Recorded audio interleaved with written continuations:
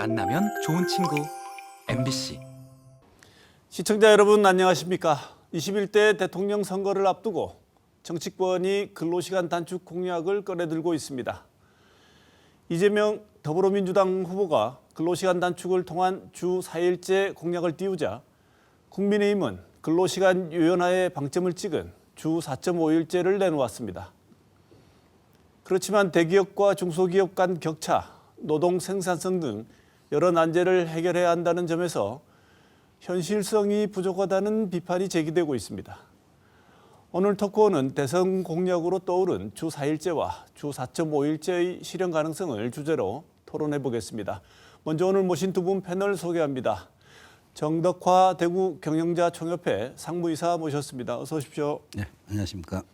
이승엽 대구대 사회학과 교수 나오셨습니다. 어서 오십시오. 네, 안녕하세요. 예, 이제 본격적인 선거전이 돌입한 상태인데요. 일하는 시간 줄이자는 공약이 나오고 있는데요. 민주당은 주 4일제, 여기에 대해 국민의힘은 주 4.5일제 공약을 내놓고 있습니다. 이게 두 개가 그냥 단순히 시간에 있어서 조금 차이가 나는 것인지 자세한 내용을 먼저 한번 들어보고 토론할 필요가 있는 것 같습니다. 이승엽 교수님, 예. 이 두 개가 어떤 차이가 있습니까? 민주당에서는 이제 주 4일제를 얘기를 하지만 이거 이제 장기적인 목표가 주 4일제고, 그러니까 중간에는 주 4.5일제를 거쳐서 주 4일제로 간다라고 얘기를 하고 있거든요. 그런데 장기적이라고 하는 게 다음번 대통령 후보의 임기를 벗어난 시점을 장기로 보고 있기 때문에 사실상 민주당에서도 다음 대선 공약으로는 4.5일제라고 얘기하는 게 맞을 것 같고요. 그래서 민주당이나 국힘이나 둘 다 공이 사실은 4.5일제를 얘기를 하고 있는 건데, 이제 두 쪽의 차이는 국민의힘 같은 경우에는 이제 4.5일제를 어떻게 할 거냐, 근로시간 유연화를 통해서 한다라고 이제 얘기를 하고 있는 거고, 그래서 총 근로시간 주당 40시간을 유지하되, 그러니까 이제 금요일 날 오후에 일하는 거를 이제 다른 요일로 시간을 배분해가지고 금요일 날 오후를 쉬게 만들겠다, 이런 생각이고, 민주당 같은 경우에는 기본적으로 법정 근로시간을 40시간에서 36시간으로 단축해가지고 금요일 오후를 쉬도록 만들어주겠다, 이제 이런 식의 차이가 있습니다. 네, 이 주장에 대해서 어떻게 평가하십니까? 일단 이제 국힘이 얘기하는 주 4.5일제 유연화를 통해 가지고 금요일 오후를 쉬게 만들어 주겠다라고 하는 거는, 저는 이거는 이제 공약이라고 볼 수 없다. 왜냐하면 공약이라고 하는 거는 지금 현재 할 수 없는 거를 하도록 만들어 주는 게 공약인 거잖아요. 그런데 지금 이미 근로기준법상 유연근로제와 탄력근로제 규정이 있거든요. 그러면 유연근로제와 탄력근로제 규정을 보면 소위 말하는 선택시간제나 집중시간제나 다양한 유연근로 방식 또는 탄력근로제를 3개월 단위로 해가지고 얼마든지 시간을 요일별로 다르게 배치해가지고 지금도 주 4.5일이 아니라 주 3일도 할 수가 있습니다. 그런데 이제 그거를 공약으로 내세우는 거는 의미 없는 공약을 내세우고 있다는 생각이 들고, 민주당 같은 경우에는 법정 근로시간을 단축해가지고 이제 4시간을 줄여서 주 4.5일제를 하고 또 줄여서 주 4일제로 간다라고 얘기를 했는데, 예전에는 저희가 이제 그 48시간에서 44시간 그다음에 40시간으로 이제 줄여오는 과정에는 우리나라가 굉장히 장시간 근로 체제라고 하는 게 세계적으로 거의 독보적인 탑 1이었기 때문에 이제 그런 거를 해소한다라고 하는 어떤 사회적인 경제적인 정당성이 있었기 때문에 그 이제 먹혀 들어갈 수 있었지만, 지금은 이제 저희가 어쨌든 간에 주간 근로 전체 이제 연간 근로 시간도 많이 줄어 있는 상태고, OECD의 어떤 법제도만으로 보면 큰 차이는 없거든요. 그런 상황에서 결국은 법정 근로 시간 단축을 통해서 이거 주 4.5일제를 한다고 했을 때 발생하는 비용을 누가 책임질 것이냐가 굉장히 중요한데, 민주당의 가장 큰 문제는 그 비용을 누가 어떻게 할 것인지에 대한 얘기 없이 하고 그 얘기를 공약을 내세우고 있어서 저는 현실 가능성은 높지 않다라고 생각합니다. 네, 우리 정 기사님 어떻게 평가하십니까? 지금 민주당에서 주 4.5일제 내지는 뭐 4일제를 하자는 것은 결국 근로시간을 단축해서 하자는 건데, 앞에 이승엽 교수도 말씀하셨지만 지금 현재 우리나라 근로시간이 한 뭐 연간은 1,800시간 정도, 그 과거에 48시간제가 한 2,200시간이었습니다. 거기서 1,800시간으로 급속히 총 근로시간이 줄어들고 있고, 또 거기에는 사실은 우리가 자영업자가 많고 또 시간제 근로가 활성화되지 않아서 유럽과 그 문제까지 따져보면 비슷한 수준에 있어요. 그런데 이제 근로시간 단축한다는 거는 임금의 보전 문제를 둘러싸고 사회적 갈등이 극심해지고 기업의 경쟁력에 문제가 생기니까 어렵다고 보고, 다만 국민의힘에서 얘기하고 있는 유연근무제는 현재 근로기준법에도 여러 가지 유연 근무제도를 도입하고 있습니다만은 실제로 지금 도입률 한 44% 정도밖에 이제 불과하거든요. 그렇게 안 되는 이유는 뭐냐면은 산업 현장에서 근로가 발생해서 추가 근로나 이런 유연 근무를 해야 될 상황이 발생하는 그러한 문제와 지금 현재 하고 있는 제도 절차에 대한 문제가 맞지 않아서 그래요. 사실은 이 불특정적으로 발생되는 그러한 시기의 문제를 사전적으로 대상 근로를 정해야 되고 어떤 날 근무를 하고 그 어떤 날은 몇 시간 근무를 하고 사전에 뭐 한 3개월 전에 노사 전체에 협의를 해야 되고 부분적인 생산이 늘어나는데도 불구하고 전체 근로에 다 합의해야 되고 이런 절차가 있다 보니 그런 거 하기 힘들어지는 거예요. 그래서 그러한 부분들도 개선을 하고 또 우리 근로 문화도 기업뿐만 아니고 기업의 인사관리, 노무관리, 조직관리의 개선도 필요한 거고 그다음에 근로자들도 이제는 몰아서 집중 근무하고 집중 휴식을 취할 수 있는 이런 문화가 바뀌지는 이런 근로 문화 개선에 대한 문제도 우리 사회적으로 상당히 이제 인식 개선이 되면은 가능할 거다 이렇게 생각합니다. 네. 그런데 이제 근로시간이 주사일제 근로시간이 되면 일하는 시간은 줄지만 물론 근로시간 단축에 따른 급여가 감소할 수도 있다. 이런 건 당연해 보이는데 어쩌면 이렇게 되면 이 정책에 대해서 다들 반기기만 하지는 않을 것 같은데 어떻습니까? 원칙적으로는 근로시간이 줄어들면 원래 이제 일한 만큼 받는 거잖아요. 그러니까 자기가 일한 노동시간만큼 임금을 받게 되면 근로시간이 줄으면 이제 임금도 줄어들게 되겠죠. 이제 근데 문제는 뭐냐면 이게 이제 그 근로자 집단에 따라서 다르게 적용될 가능성이 굉장히 크다라는 겁니다. 이제 그 주 40시간으로 저희가 단축했을 때의 경험을 비춰봐도 그런데 예를 들어서 이제 월급제를 하고 있느냐 시급제를 하고 있느냐에 따라서 적용 가능성이 달라집니다. 시급제는 시간별로 이제 그 임금을 책정을 하기 때문에 그러니까 매일매일 몇 시간을 일했는지를 측정을 하고 그걸 한 달로 모아가지고 이제 임금을 한꺼번에 주는 거잖아요. 그래서 임금 그 노동 시간이 줄어들면 시급제는 무조건 임금이 줄어들게 되어 있습니다. 근데 월급제 같은 경우에는 한 달을 일을 한다라고 하고 한 달에 대해서 임금을 지급하는 거기 때문에 한 달의 시간을 어떻게 정하느냐에 상관없이 월급은 기존적으로 이제 줘야 되니까 월급제를 하는 사람들한테 이제 굉장히 유리하다. 그러니까 사무관리직에 기본적으로 유리한 거고 그다음에 이제 또 하나는 그러니까 공무원, 공공기관, 대기업 같은 경우에는 임금이 설사 줄어든다고 하더라도 대부분 임금 보조를 해주고 있습니다. 현실적으로. 근데 이제 중소기업 같은 경우에는 임금 보전이 안 되는 경우가 많기 때문에 대기업이나 공무원, 공공기관 같은 경우에는 당연히 좋아할 것이고 중소기업 노동 근로자들은 임금이 감소하니까 싫어할 것이고 그다음에 또 하나는 이 고임 노동자 같은 경우에는 사실은 임금이 줄어들어도 특히 젊은 층 같은 경우에는 한 5%에서 10% 사이가 줄어들면 근로 시간이 줄어드는 거를 이제 좋아하는 젊은 친구들이 굉장히 많이 있어요. 그런데 이제 연령층이 좀 높거나 임금이 낮은 분들은 당연히 임금 줄어드는 거를 싫어하겠죠. 네. 정 이사님 어떻게 보십니까? 뭐 그 범위에 대한 건 비슷한 얘기인데요. 이 중소기업에서는 지금 뭐 좋아하고 안 하고를 떠나서 근로시간이 현 수준 이하로 감축되면은 일단 기업 경영에 뭐 절대적인 타격이 이렇게 되어 있습니다. 뭐 아시다시피 우리 중소기업은 만선적인 인력난에 시달리고 있잖아요.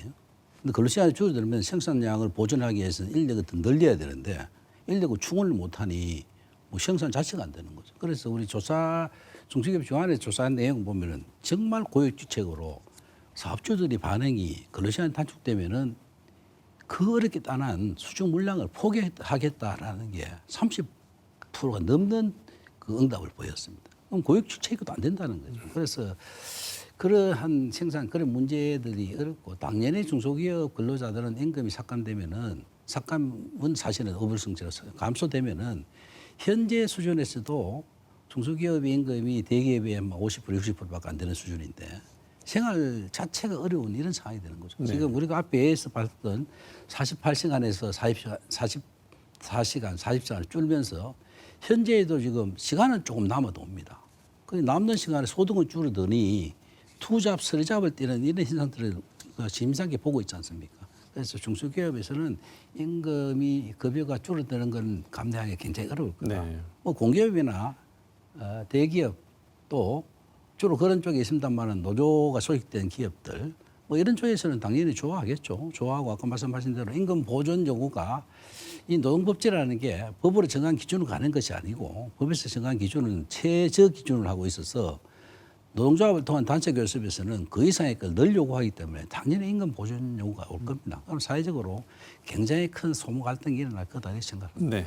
국민의힘은 공약으로 주 4.5일제라고 한 건데 아까 이승엽 교수님 설명해 주셨지만 일각에서는 이걸 조삼모사다 이렇게 얘기하는데 이유가 뭔가요? 현행 근로기준법상의 유연근무 제도로 시행 가능한 거를 공약으로 내세운다라는 점도 있고 그다음에 결국에는 동일한 40시간을 금요일 오후 시간을 다른 요일로 옮기면 다른 요일 날 더 일을 하는 거고 노동 강도가 더 높아질 수도 있는 거기 때문에 결국에는 전체적인 어떤 사람들의 피로나 어떤 일의 과로라고 하는 걸 줄이는 게 아니라 다른 날로 그냥 전가시키는 거기 때문에 윗돌 빼서 아랫돌 막는 뭐 이런 네. 식으로 이제 보는 거죠. 정 이사님 아까 말씀 주실 때 법제화 말씀 잠깐 하셨는데 이 민주당에서는 주당 근로시간을 36시간으로 단축하는 것을 법제화하려고 하고 있습니다.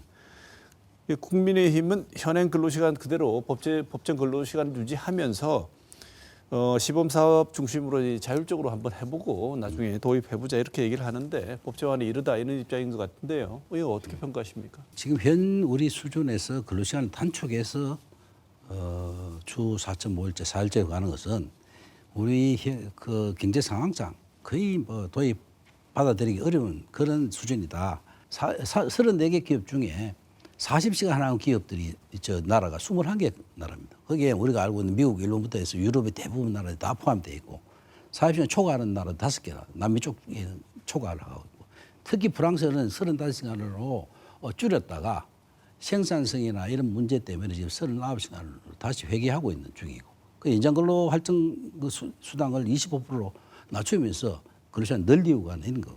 그다음에 프랑스의 국립통계원에서 나온 자료를 보면은 35시간 했는 기업과 39시간을 유지했는 기업 간의 생산 경쟁력이 3.7% 정도 떨어졌다는 게 프랑스 국립통계원에서 나온 자료예요. 그러다 보니 40시간으로 가는 거는 현재 글로벌 수준을 볼 때는 그 정도가 적정한 수준 정도의 근로다 이렇게 보고 있는 거기 때문에 그래서 단축은 굉장히 어렵다고 생각하고. 네. 이 교수님 앞서 말씀하신 내용을 보자면 지금 제도로서도 충분히 유연하게 적용할 수 있는 거다 이런 걸로 봐서 법제화는 굳이 필요하지 않다는 입장이실 것 같은데 어떻습니까? 아니 예를 들어서 이제 국민의힘 방식으로 하면 법제화가 필요가 없는 것이고 민주당 같은 경우에는 주당 법정 근로시간을 4시간을 단축하는 거기 때문에 이제 우리가 그 근로기준법에 보면 50조의 한 주의 근로시간을 40시간으로 하고 하루를 8시간으로 한다. 법으로 일주의 근로시간을 40시간으로 정해놨거든요. 이걸 만약에 36시간으로 줄이는 거는 근로기준법 개정을 해야 되는 거죠.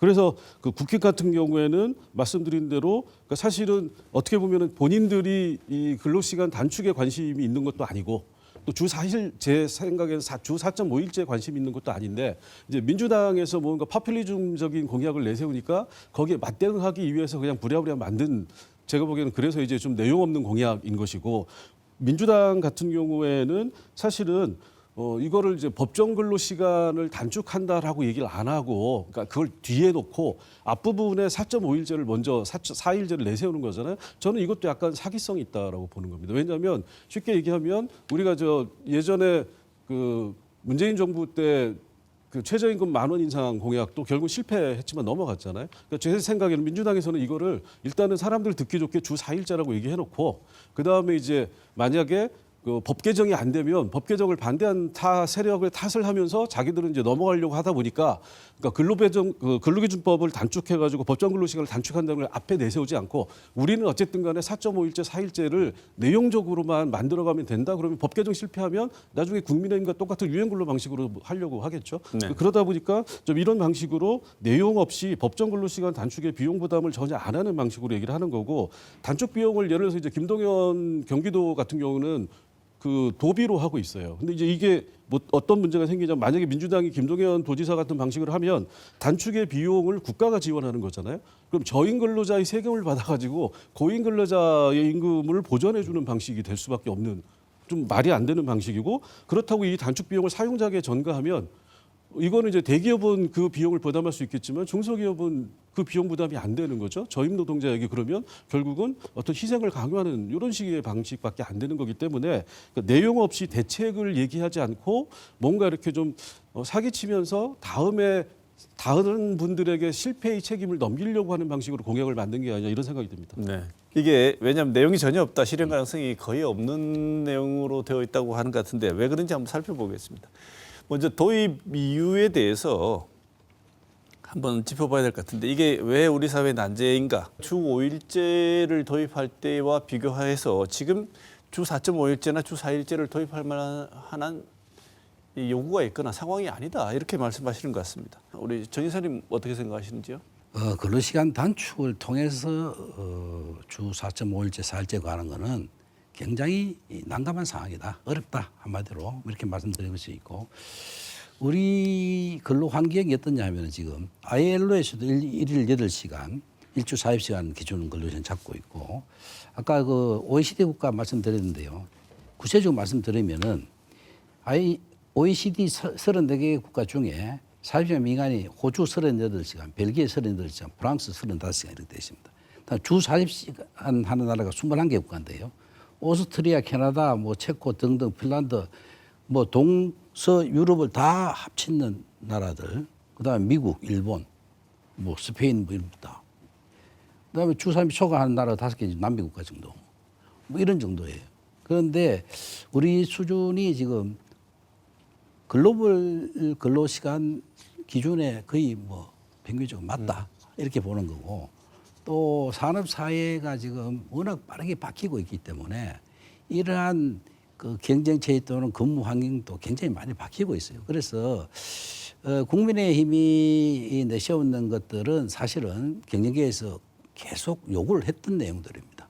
그게 4.5일제를 하자는 게 아니고 현재 유연 근무를 하기 위한 법 제도가 우리 근로기준법에 마련되어 있지만은 현실적으로 한 4%밖에 도입 안 됐다는 거는 현실에 적합하지 않다는 얘기잖아요. 저희들은 2주 단위의 탄력적 근로시간제 또는 지금 3개월 단위의 탄력적 근로시간제가 법 제도인데 이건 언제 일어날지 모를 때 상시적으로 해야 되고 기본은 근로는 현장에 일감 수주되는 내용 그다음에 직무의 연속성 집중도가 필요한 업종들 그 근로자와 회사가 합의하면 이루어지는 거예요.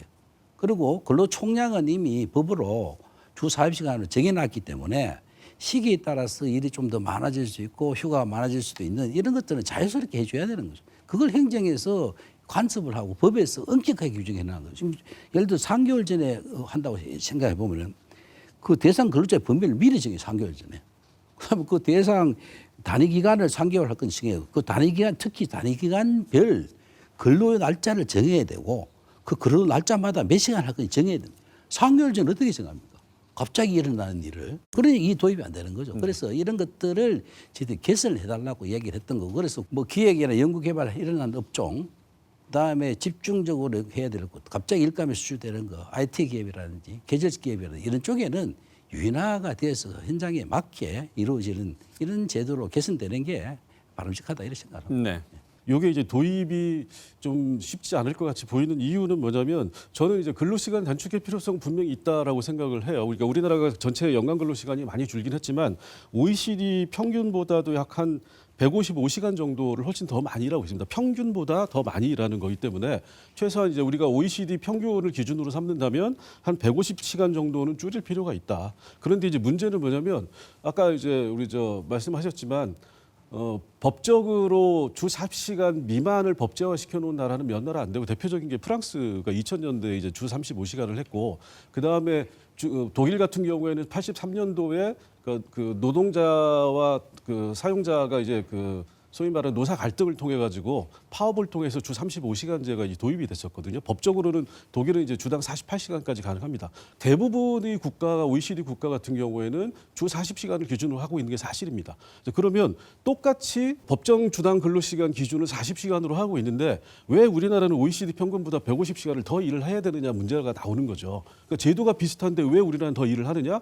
그거는 뭐냐면 실근로 시간이 길기 때문에 그런 거다. 그러니까 법정 근로 시간을 줄이면 물론 실근로 시간도 줄어들겠죠. 하지만 법정 근로 시간을 줄이지 않더라도 노동 시간이 양극화해서 가장 피해가 되는 노동자들에게 도움이 되는 방식으로 근로 시간 단축을 하기 위해서는 사실은 실근로 시간을 줄이는 거에 의지를 초점을 맞춰야 되는데 그거는 별로 폼이 안 나고 생색이 안 나기 때문에 자꾸 법정 근로 시간 단축으로 얘기를 하고 있는 거고 실근로 시간을 줄이기 위해서는 어디가 문제냐면 소위 말하는 5인 미만 사업장, 근로기준법 적용이 안 되는 사업장이 있는 거죠. 그래서 이제 이런 부분의 실근로 시간을 어떻게 줄일 것인가에 대한 고민이 먼저 들어가야 되는데 이거를 뛰어넘고 얘기를 하고 있기 때문에 사실은 표가 되지 않으면 법정 주 4.5일제 얘기도 언제든지 뛰어넘어갈 수 있는 얘기가 돼버릴 수밖에 없기 때문에 그러니까 필요하지만 두 정당이 전부 다 뭔가 의지를 가지고 이걸 얘기하고 있지 않기 때문에 별로 실현 가능성이 없다라고 생각합니다. 네.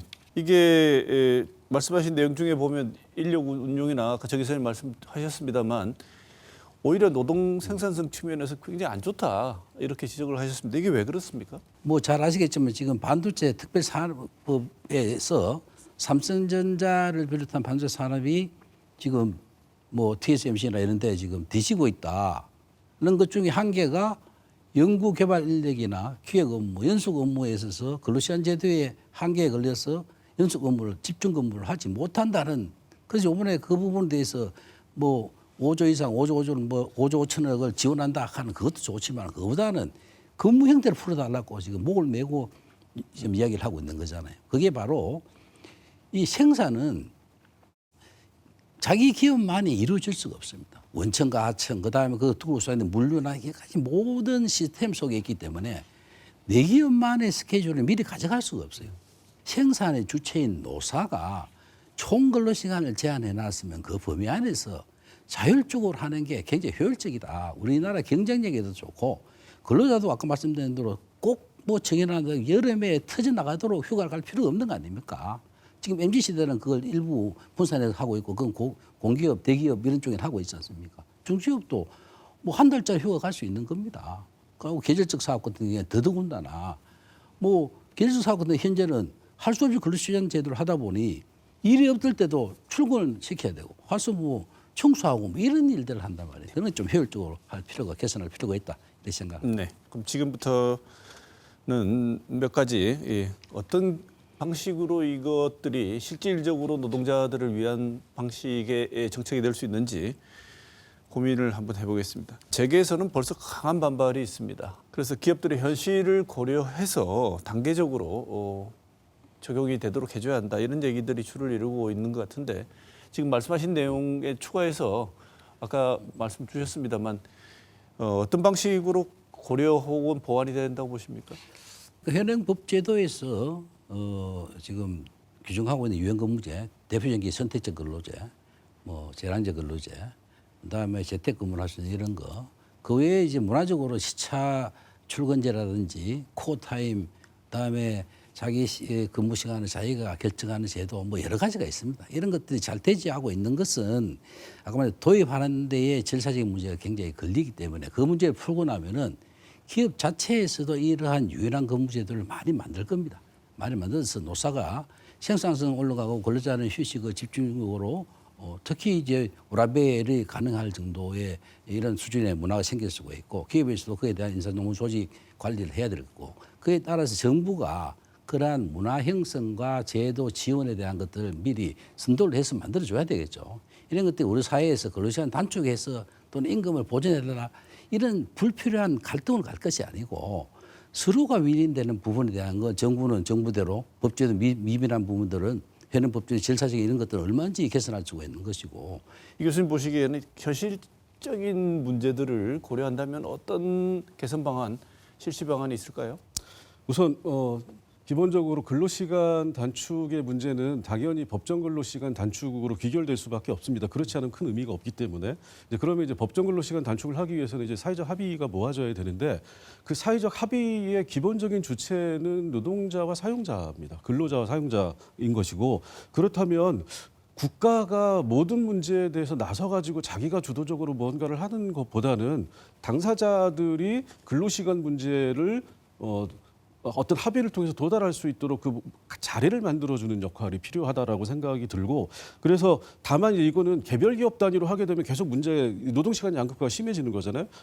잘 나가는 기업은 계속 더 좋은 제도로 근로시간을 더 단축할 것이고 중소기업은 어렵기 때문에 그게 안 되기 때문에 이런 문제에 대해서는 개별 기업 차원에서 위원금 문제로 접근하는 게 아니라 산업별, 업종별 단체 교섭을 할 수 있도록 우리나라는 지금 그게 안 돼서 굉장히 많은 문제가 있어요. 그래서 국가가 근로시간 단축을 직접 추진하려고 하지 말고 일단은 산별이나 업종별 단위에서 노동자들이 스스로 사용자와 협의해서 기준을 만들 수 있는 자리를 만들어주는 제도 개선을 할 필요가 있다라고 하는 거고 그다음에 정부 정책은 오히려 법정 근로시간 단축보다는 저는 현실적으로 실근로 시간을 줄이기 위해서는 포괄임금제를 줄여야 된다. 포괄임금제를 개선하는 이재명 씨는 지금 개선한다고 그러는데 이건 개선이 아니라 폐지를 해야 되는 거고 그다음에 저임금으로 인한 초과 근무를 선호하는 저임금 근로자 결국은 무슨 임금이 낮기 때문인 거잖아요. 그럼 저임금 근로자 임금을 어떻게 올릴지를 생각을 해야 되는 거고 그다음에 이제 기업 같은 경우에 우리나라는 어떤 문제가 있냐면 기업이 인력을 편성할 때 항상 소위 말하는 적정 인력을 편성하는 게 아니라 최소 인력을 편성하는 방식으로 인력을 하고 있습니다. 그러니까 항상 사람이 모자랄 수밖에 없는 거죠. 그래서 그러니까 기업이 적정 인력을 편성해가지고 어떤 유효 인력을 활용할 수 있는 시스템으로 가야지 어떤 노동자들의 어떤 근로 시간의 질이라고 하는 게 높아질 수 있는 건데 이런 현실적인 정책들은 정부가 할 문제이고 그러니까 근로 시간 단축하는 실질적인 문제는 어떤 노사가 교섭을 통해서 만들 수 있도록 가야 된다. 그렇지 않으면 현실 가능성이 떨어진다 이렇게 생각합니다. 네.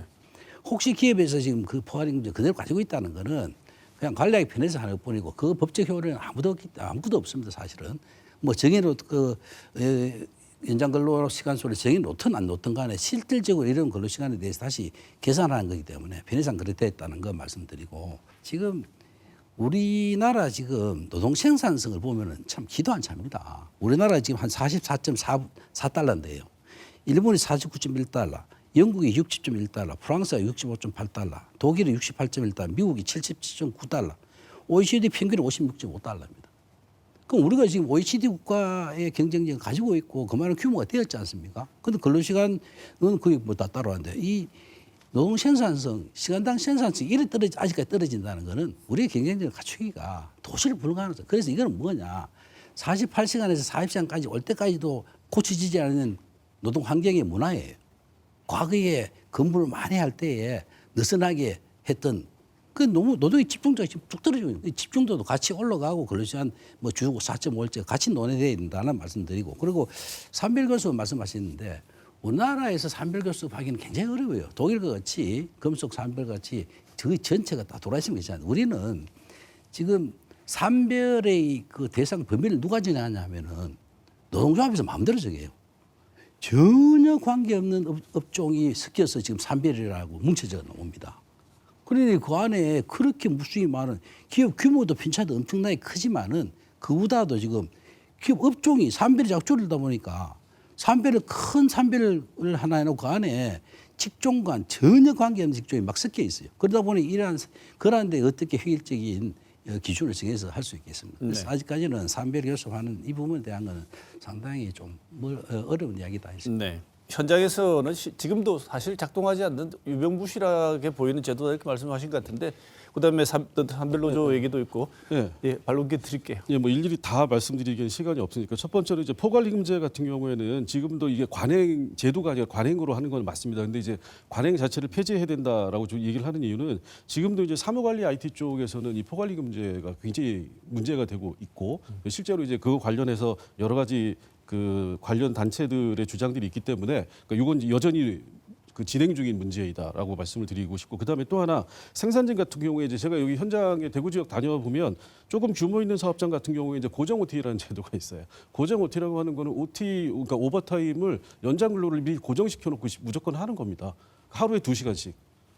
그러니까 이게 실근로 시간을 늘린다라는 거예요. 주당 법정 근로 시간 40시간을 하면 한 달간 생활할 수 있는 적정한 임금이 보장되어야 되고 그 이후에 더 벌고 싶은 사람은 자유롭게 할 수 있도록 만들어 줄 수 있는 게 필요한 거죠. 그런데 이제 그렇게 되고 있지 않다라고 하는 거고 그다음에 노동 생산성이라고 하는 것이 우리나라가 낮은 게 이제 OECD 지표에 맞는 말씀인데 노동 생산성을 이제 산출하기 위해서는 투입 노동 시간 대비 생산량이 얼마냐를 보는 겁니다. 그러니까 우리나라는 노동 시간이 길기 때문에 노동 생산성이 낮을 수밖에 없어요. 노동 생산성을 올리기 위해서라도 투입 노동 시간을 줄여야 되는 겁니다. 그다음에 세 번째로 산별 교섭에 대해서는 우리나라 산별이 모든 업종이 다 섞여져 있지 않습니다. 나름대로 다 업종 산별별로 이제 구분이 되어 있고 구획이 되어 있고 그다음에 가장 중요한 건 뭐냐면 OECD 국가 중에서 산별 교섭을 하지 않는 나라는 우리나라하고 일본밖에 없습니다. 또 하나 제안한 제도 짧게 한번 살펴보고 넘어가겠습니다. 연차 휴가가 있는데 연차 휴가를 저축해서 쓸 수 있도록 하는 연차 휴가 저축 제도를 도입하겠다고 합니다. 일단 현장 평가 한번 좀 들어보죠. 근로자 자유롭게 쓸 수 있는 게 기본이고 그다음에 6개월 전부터 그렇게도 하지 못했을 때는 사용자가 휴가 촉진을 하도록 되어 있어서 언제 어떻게 자기가 쓰겠다는 신청을 받아서 부여를 하도록 이게 되어 있죠. 그런데 지금 우리나라가 지금 뭐 연간 근로 시간 한 1,800시간 정도 된다고 그러지만은 실제로 공휴일, 그다음에 뭐 회사 창립일, 노조 창립일, 뭐 이런 것 등등 다 하고 하면은 사실은 휴일이 굉장히 많아요. 그런데 거기에 비해서 이 연차휴가를 사용하지 않고 넘어가는 걸 적치해서 저축해서 사용할 수 있게 되면은 이 한도 어디까지 갈지 기업의 생산에 상당히 막대한 지장을 초래할 가능성이 많습니다. 그래서 근로자는 기본적으로 생산을 해야 되죠. 거기에 부수적으로 건강을 또는 힐링, 뭐 워라밸을 위해서 휴식이 적절하게 돼야 되는데 휴식이 너무 과다하게 갈 수가 있다. 그럼 생산에 상당히 문제가 생길 수도 있다. 그런 측면에서 보면은 지금 있는 연차휴가 제도를 잘 활용하는 게 더욱더 바람직하다고 생각합니다. 이 교수님 연차휴가 저축제도 어떻게 평가하십니까? 뭐 좋은 얘기긴 한데 외국 같은 경우에는 이제 안식월 제도 뭐 이런 식으로 해가지고 이제 이런 제도를 이제 베껴온 것 같아요. 그런데 그래서 이제 그 요 비슷한 게 우리나라 이제 근로시간 저축 계좌제도 예전부터 계속 얘기되고 하라고 해도 절대 안 하고 있는 거잖아요. 마찬가지로 연차휴가 이제 미소진 촉진 관련된 규정이 법에 있습니다. 그래서 그 촉진 규정, 그 촉진을 사용자가 권유했는데도 노동자가 안 쓰면 수당 지급을 안 해도 되는. 그러니까 사용자들이 계속 쓰라고 하고 안 쓰면은 이제 그걸 이제 몰수 당하니까 노동자들 불만이 그래서 높은 건데 그러니까 연차 휴가를 미소진하면 일단 대부분의 사람들이 쓰지 않고 수당으로 바꿔가려고 하는 생각, 선호가 강하고 우리나라는 임금이 낮기 때문에 특히 중소기업의 경우에. 그다음에 두 번째로는 연차 휴가를 쓰지 못하는데 결국에는 쓰지 못해서 그게 남은 거를 넘겨가지고 한 달로 쓰라고 하는 거는 지금도 쓰지 못하는 거를 언제 모아가지고 그거를 한 달 쓰라고 그러면 회사가 그걸 별로 좋아하지 않겠죠. 그리고 어떤 식으로든 불이익이 있기 때문에 이거는 전혀 현실을 모르고 그냥 듣기 좋은 소리만 다 모아놓은 거라고 생각이 듭니다. 네. 이 관련 제도적 규제에 손보겠다고 하는데 두 분께서 볼 때 오늘 말씀하신 내용들 뭐 바탕으로 사회적 합의를 위해서 이런 내용들은 좀 고민을 해줬으면 좋겠다. 실현 가능성을 고려해서 이렇게 나갔으면 좋겠다고 생각되는 부분 두 분께 말씀을 듣고 오늘 시간 마쳐야 될 것 같습니다. 먼저 이승엽 교수님 먼저. 예. 근로시간 단축은 어떤 삶의 질에서 굉장히 중요한 부분이기 때문에 뭐 근로시간이 짧으면 짧을수록 어쨌든 노동자 입장에서는 좋은 겁니다. 다만 이 실근로시간 단축이라고 하는 거를 국가가 제도적으로 법제도를 통해서 자꾸 제도로만 접근하는 거는 현실 가능성이 떨어질 수밖에 없다. 예를 들어서 이제 사용자 측에서 계속하는 얘기가 뭐냐면 이 근로시간에 대한 규제 자체는 외국 같은 경우에 별로 없다라고 얘기를 하세요. 근데 사실 그 말이 맞습니다. 그러니까 연장 근로에 대한 규제도 우리나라가 좀 센 편이고 실근로 시간에 대한 뭐 여러 가지 그 규제도 있는데 규제가 있는데 실근로 시간이 긴 건 왜 그러느냐. 규제가 잘 적용될 수 없는 상황인 거잖아요. 그리고 외국은 규제가 없는데 왜 실근로 시간이 짧냐. 선진국 같은 경우에. 그게 뭐냐면 연장 근로를 예를 들면 연장 근로 같은 경우에는 독일 같은 경우에는 노조의 동의권이 필요합니다. 그러니까 개인의 동의가 필요합니다. 근데 우리나라는 개인의 동의가 필요 없잖아요. 노조의 동의도 필요 없습니다. 그러니까 사용자가 일방적으로 연장 근로를 시킬 수 있기 때문에 실근로 시간이 늘어날 수밖에 없는 거고 외국 같은 경우에는 굳이 규제로 법제도로 그 연장 근로 상한을 두지 않지만 노동자 개인의 선택권이라고 하는 우리가 이제 시간 자율성이나 시간 주권들을 실질적으로 노동 개인이 활용할 수 있도록 해주기 때문에 실근로 시간이 늘어나지 않는 거예요. 근데 우리나라는 이런 것들을 무시하고 제도로만 접근하면 제도는 좋지만 적용될 수 없는 현실이 벌어질 수밖에 없다라는 겁니다. 네. 주 4.5일제나 4일제 누누이 말씀드린 대로 우리나라의 법정 근로한 시간 현재 수준이 결코 그렇게 열악하지 않다. OECD 평균 뭐 거의 스탠다드한 기준에 가 있다. 그래서 거기에서 더 근로시간을 단축해서 하는 것은 더군다나 법 제도로 획일적으로 강제적으로 하는 것은 너무나 불합리하다. 근로는 노와 사가 현장에서 일어나는데 그 상황에 맞게 아주 유연하게 실시하는 게 맞다. 기본적으로는 그런 생각 가지고 있고요. 지금 뭐 국민의힘에서 얘기하고 있는 유연근무제 이 부분은 뭐 공약이나 법 개정의 내용은 사실은 아닙니다. 아까 법 개정의 내용 중에서 단위 그 인정 근로해야 되는 기간이나 대상 근로자들의 근로일 또 근로시간을 미리 정해야 되고 장시간 앞에 정해야 되는 게 현장성에 맞지 않기 때문에 그런 부분들만 조금 수정을 하면은 얼마든지 할 수 있고 지금 현재 근로 형태가 굉장히 다양화됩니다. 직종, 직무가 워낙 빠르게 변하고 있고 또 기술 발달에 따라서 근로 형태가 과거에 제조업 중심의 꿀뚝산업, 1차 산업 중심의 하고는 전혀 다른 사회에 있기 때문에 거기에 맞추기 위해서도 근로자들도 집중해서 일을 하고 집중해서 휴식할 수 있는 유연하게 근무를 해서 효율적인 생산과 워라밸을 동시에 가져갈 수 있는 제도로 개선되는 게 바람직하다 이렇게 생각을 합니다. 네. 대선 공약으로 떠오르고 있는 주 4일제와 4.5일제 실현 가능성이 있는가를 주제로 정덕화 대구 경영자총협회 상무이사 그리고 이승엽 대구대학교 사회학과 교수 두 분 모시고 좋은 말씀 들었습니다. 오늘 이 시간 마치겠습니다. 고맙습니다.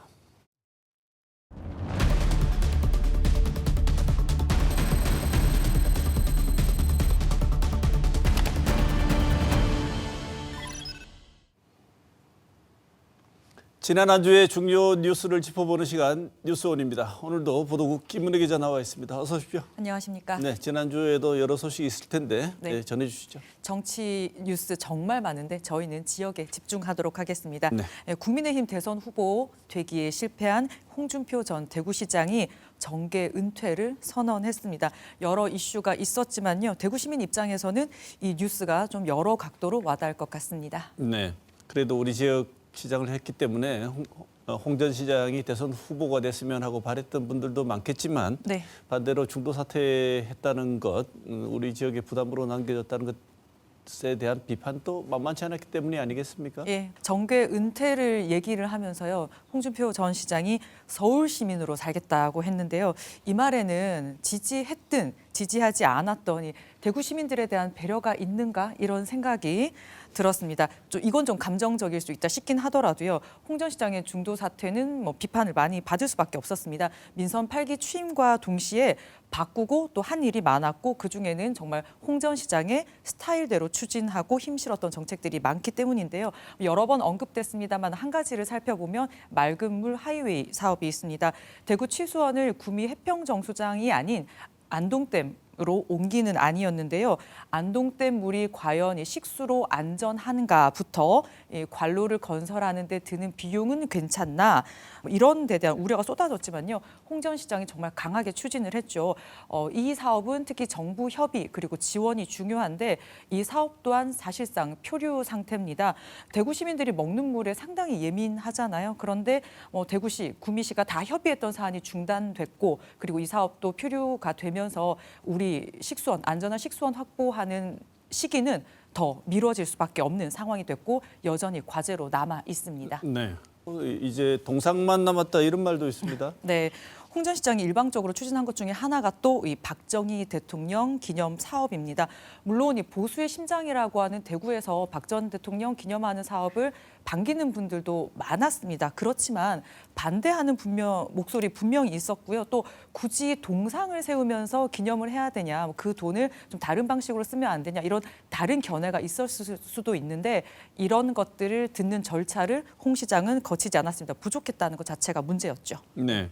시장 대행 체제가 홍 전 시장을 지우기를 할 가능성은 별로 높아 보이지는 않아 보입니다만 네. 그래도 홍 전 시장으로 인해서 좀 좋지 않았던 점이 있었다면 빨리 지워서 없애야 된다는 요구도 있지 않습니까? 네, 대행 체제는 결국 기존의 틀 안에서 할 수 있는 걸 하면서 보낼 것 같습니다. 그런 예측이 많은데요. 결국은 굵직한 현안을 수정하거나 재추진하거나 폐기하거나 이런 것은 결국 내년 지방선거 차기 시장 손에 달려 있을 겁니다.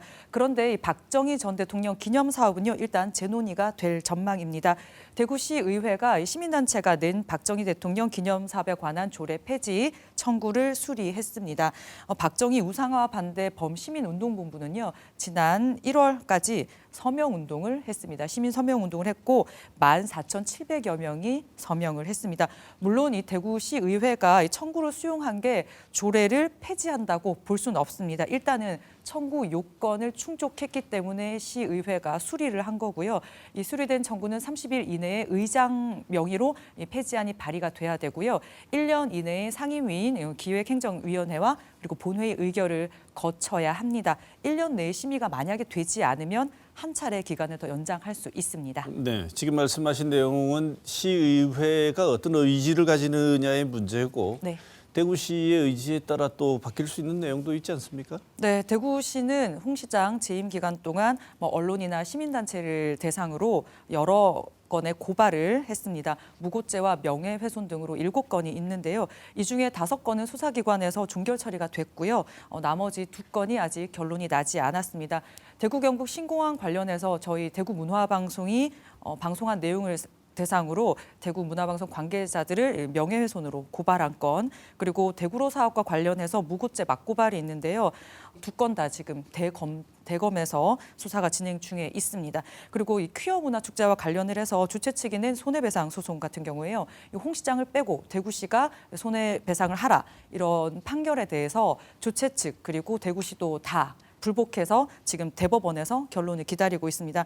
이런 과정에서요, 수임료 등의 이 법률 비용이 발생을 하잖아요. 그래서 이 홍 시장 개인 돈으로 하냐, 시 예산으로 하냐, 이런데 시 예산을 쓰는 게 맞냐, 이런 비판도 있었거든요. 그동안 홍 시장이 이제 떠나고 나서 한 언론이 남은 사건을 대구시가 지금 취하 여부를 검토하고 있다, 이렇게 보도를 하기도 했는데요. 대구시 의지는 어떤 것인지 추이를 좀 지켜봐야 할 것 같습니다. 네, 홍준표 전 시장이 우리 대구 지역 주민들한테 뭔가 섭섭한 게 있었던가요? 이게 그냥 한 명의 평범한 시민으로 돌아가겠다 이랬으면 좋았을 텐데 대구 시민들의 의문의 일패는 조금 섭섭합니다. 네, 다음 소식 전해주시죠. 네, 지난 3월 경북 그리고 경남에서 역대급 산불이 발생한 이후에 지금 입산 통제가 이루어지고 있는데요. 그런 상황에서 대구에 도심 산불이 발생했습니다. 도심형 산불의 위험성을 느낄 수 있었습니다. 네, 이게 산불이 발생한 곳이 대구 북구 함지산인데요. 네. 이날 저녁에 생각해 보면 매캐한 연기가 대구 전역을 다 뒤덮었던 것 같습니다. 네, 그렇습니다. 이렇게 도심에서 큰 산불이 난 게 35년, 6년 만이라는 보도들이 많았는데요. 이 4월에 비가 조금 내리긴 했지만 여전히 건조한 상태에서 이 함지산 중턱에서 산불이 발생을 해서 한때 대응 최고 단계인 3단계가 내려지기도 했습니다. 북구 노곡동과 조야동 등 민가가 있는 곳에 주민들이 대피를 했고요. 20여 개 학교가 휴교하기도 했습니다. 그리고 경부고속도로 북대구 나들목 양방향 통행이 14시간 넘게 통제가 되다가 재개가 되기도 했습니다. 네, 그때 국지적으로 바람이 굉장히 강했다고는 하지만 그래도 이전에 의성 산불 때 바람의 기억이 있어가지고 그때보다는 덜했던 게 천만다행이다 이런 생각도 드는데요. 네. 이게 23시간 만에 꺼졌죠? 예, 큰 불이 23시간 만에 꺼졌었고 재발화가 있긴 했지만 다 꺼졌습니다. 이 산불을 끄기 위해서 이 수천 명이 넘는 진화 인력과 이 특수 산불 진화 장비가 투입이 됐습니다. 이 산불이 난 지난 4월 28일 밤 10시쯤의 진화율이 19%, 20% 정도였는데요. 보통 해가 지면 헬기 운항이 불가능하기 때문에 밤 사이에는 불이 더 번지지 않게 이 방어선을 구축하는 게 진화 작업의 주된 방식인데, 이번에는 국내에서 처음으로 수리온 헬기가 야간 진화 작업에 투입이 됐습니다. 물탱크 용량은 2,000리터로 많이 크진 않지만요. 투시경과 센서가 있어서 야간 비행이 가능한 기종이거든요. 그 덕분인지 다음 날 오전 6시 진화율이요. 65%로 야간보다 크게 올랐습니다. 네, 큰 대형 산불이 발생하고 난 이후에 항상 진화 장비를 보강해야 된다 이런 얘기들이 계속 나왔는데요. 네. 이번에는 도심형 산불, 이게 얼마나 위험한지를 보여줬다 이런 얘기가 나온다면서요. 네, 함지산 같은 경우에요. 일부 방향, 북동쪽 방향만 이 산림으로 연결이 돼 있고 거의 대부분 사방이 주거 지역이었습니다. 요즘에 이 숲세권이라는 말로 주거 환경의 가치를 설명을 하기도 하지만 이 도심 같은 경우에 전기, 도시가스 이런 여러 위험 요인들이 밀집해 있기 때문에 인명과 재산 피해 위험이 많습니다. 기후 변화 등으로 산불 위험이 높아지고 있는 만큼 또 구조 전환이 시급합니다. 급하다 이런 지적이 나오고 있는데요. 산림과 민가 사이에 불씨 확산을 물리적으로 차단할 녹지 조성 등 완충지대가 필요하다는 전문가 분석이 있고요. 또 CCTV나 드론 등을 활용을 해서 이 화점을 초기에 발견해야 한다 이런 대책들도 나오고 있습니다. 여기저기서 그렇게 신신당부를 하는데도 정말 말 안 듣는 분들이 너무 많으신 것 같아요. 제발 산불 예방에 우리가 좀 더 관심을 기울이고 그리고 또 초기 최대한 빨리 진압하는 게 대응하는 게 효용이 훨씬 높으니까 여기에도 관심을 기울여야 될 것 같다 이런 생각이 듭니다. 네.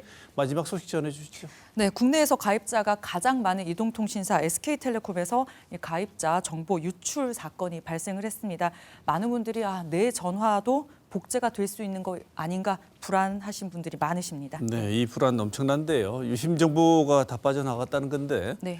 정부는 그렇다고 하더라도 스마트폰이 하나 다 통째로 복사될 정도는 아니다 이렇게 얘기하죠. 예, 일단 유심이 뭐냐면요. 유심은 휴대폰의 신분증 같은 겁니다. 이동통신 서비스 망에 접속을 할 때 가입자를 식별하기 위한 정보가 담겨 있는데요.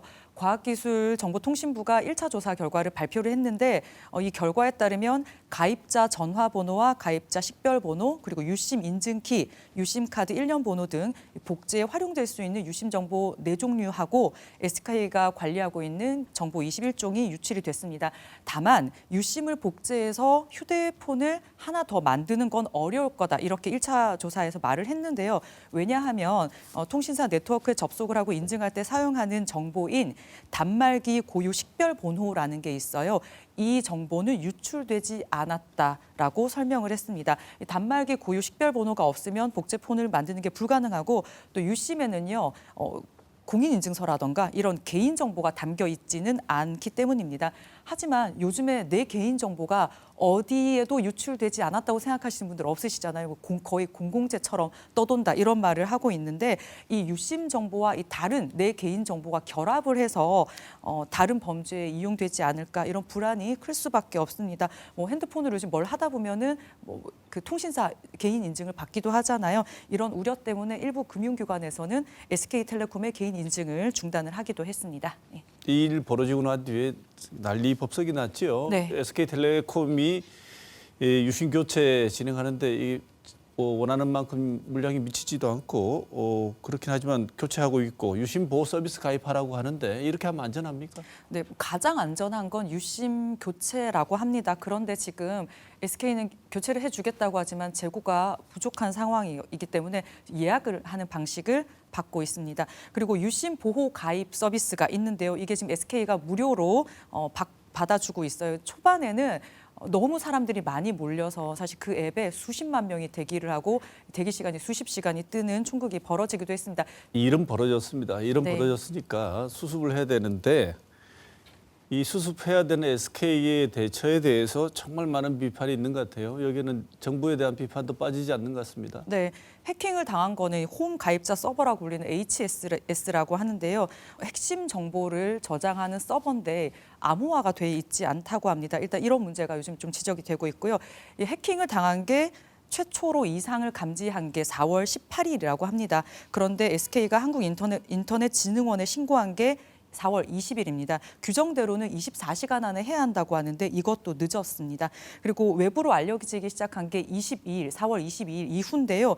이것도 고객들에게 문자 메시지를 보내거나 이런 알림을 준 게 아니라 그 SK텔레콤 홈페이지 뉴스룸을 통해서 알리면서 또 너무 대응이 늦었다 이런 비판이 나오고 있습니다. 유심 재고는 턱없이 부족한데도 또 교체를 해주겠다고 하면서 피해를 본 고객들이 매장을 찾아서 오픈런을 하고 긴 시간을 대기를 하면서 불편을 겪게 하고 있습니다.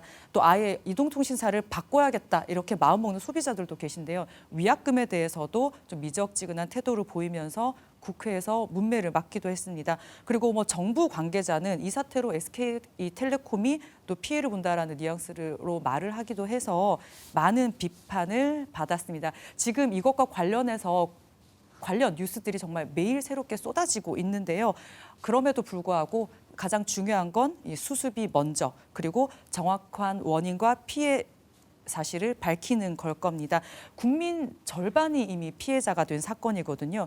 이제 개인정보 유출이 아니라 통신재해, 통신 재난으로 봐야 한다는 말이 있습니다. 그만큼 경각심을 갖고 대응을 해야 되겠고 차후에는 법적인 조치, 절차도 마련을 잘 해야겠습니다. 네. 자, 이번 한 주도 소식 준비한다고 고생 많았습니다.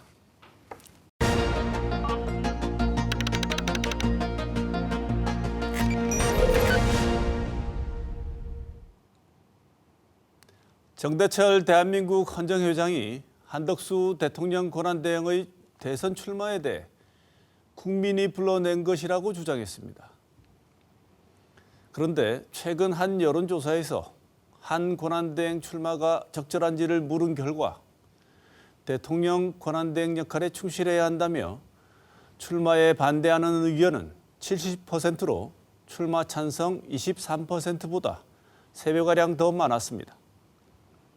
그런데 결국 한 대행은 출마를 선언했습니다. 요즘 세간에는 난가병이라는 말이 돌아다닙니다. 그럴 만한 그릇이 못 되거나 자질이 부족함에도 다음 대통령은 나인가? 라고 생각하는 사람들을 풍자하는 말인 듯합니다. 귀울림, 즉 이명은 자기 귀에는 들리지만 다른 사람들에게는 들리지 않습니다. 한편 코골이를 말하는 비하는 본인은 못 듣지만 다른 사람은 듣습니다. 조선 후기 실학자 연암 박지원은 이명을 자신만 옳다고 주장하는 사람에 비한을 자신의 허물을 인정하지 않는 사람에 비유했습니다. 자신의 한계에 무지하거나 알면서도 모르는 척하는 이런 이들은 난가병 고위험군입니다. 다른 자리도 아니고 대통령이 되겠다면 그 무게를 감당할 능력과 자격을 갖췄는지 주권자인 국민이 자신을 어떻게 평가하는지를 성찰해야 합니다. 국민들 눈에는 누가 난가병을 앓고 있는지 훤히 보이기 때문입니다. 이번 주 시사원은 여기서 마치겠습니다.